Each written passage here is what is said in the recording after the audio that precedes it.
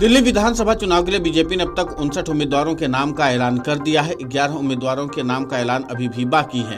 हालांकि सूत्रों की माने तो 11 विधानसभा सीटों में से 2-3 सीट बीजेपी अपने सहयोगी दलों के लिए छोड़ सकती है। सूत्रों से मिली जानकारी के अनुसार बीजेपी बाकी बची 11 विधानसभा सीटों में से 8 या 9 सीटों पर अपने ही उम्मीदवारों को उतारेगी। मुमकिन है कि 2 से 3 विधानसभा सीटें बीजेपी एनडीए में अपने सहयोगी पार्टी नीतीश कुमार की जनता दल यूनाइटेड और चिराग पासवान की लोक जनशक्ति पार्टी के लिए छोड़ दे। हालांकि दिल्ली विधानसभा चुनाव 2025 पर केंद्रीय मंत्री चिराग पासवान ने कहा कि लोक जनशक्ति पार्टी रामविलास की नीति गठबंधन को मजबूती देने की है और सिर्फ उन सीटों पर या उतनी सीटों पर चुनाव लड़ने के जिन सीटों को जीतकर गठबंधन को और मजबूत किया जा सके।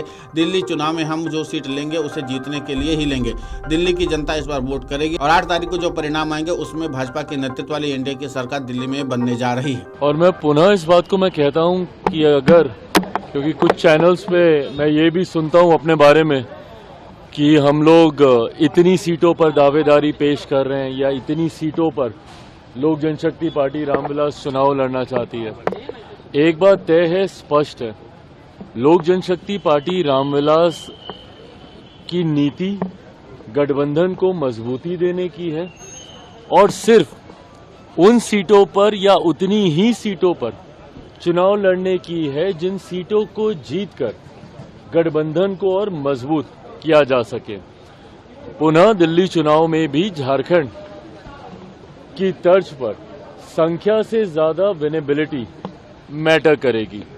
हम सिर्फ वही सीट लेंगे या सिर्फ उन्हीं सीटों पर लड़ेंगे जिन सीटों पर लोक जनशक्ति पार्टी रामविलास का संगठन मजबूत है, हमारे प्रत्याशी मजबूती से तैयारी कर चुके हैं। संख्या दिखाने के लिए ज्यादा सीटें लें, अधिक सीटों पर चुनाव लड़ें और अपना स्ट्राइक रेट हम लोग कम करें, पार्टी ये कतई नहीं करेगी। जो सीट लेगी उसे जीतने के लिए ही लेगी।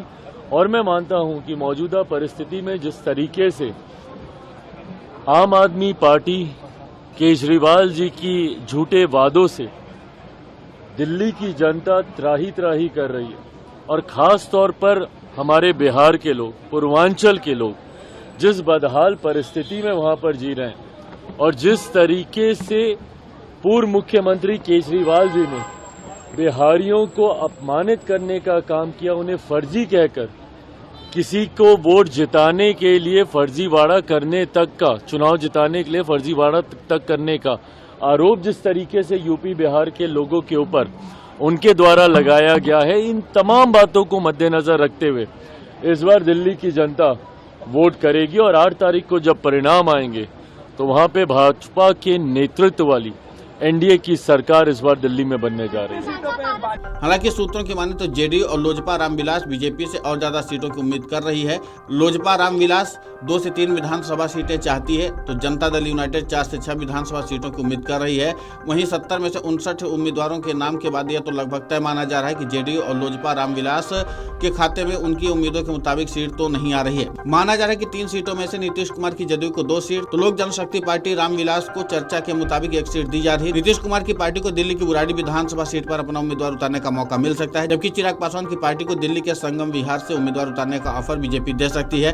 जिन सीटों को बीजेपी अपने सहयोगी दलों के लिए छोड़ सकती है ये वो सीटें हैं जहां पर पूर्वांचल और खासतौर पर बिहार के वोटरों की संख्या अच्छी खासी है। इन सीटों पर बिहार और पूर्वांचल के मतदाता उम्मीदवार की जीत और हार का अंतर तय करने में महत्वपूर्ण भूमिका निभाते हैं, इसलिए बीजेपी इसी तरीके का प्लान तैयार कर रही है।